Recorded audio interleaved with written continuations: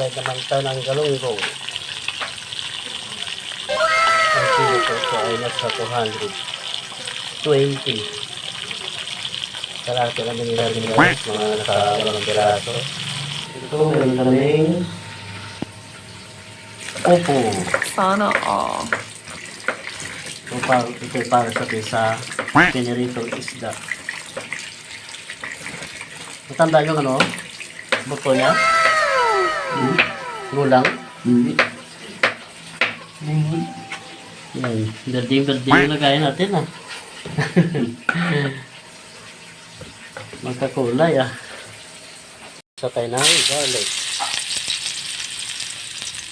Buya.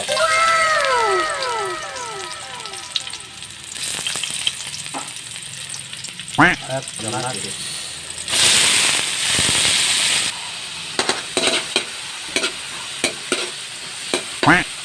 Next, isa tayo ng bagoong.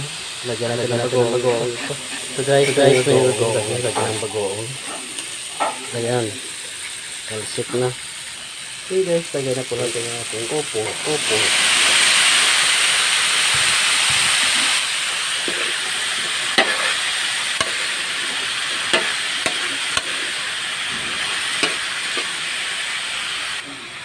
Ito na guys ang ating finished product. Kaya maraming salamat po sa inyong panonood. Sana all. Watching.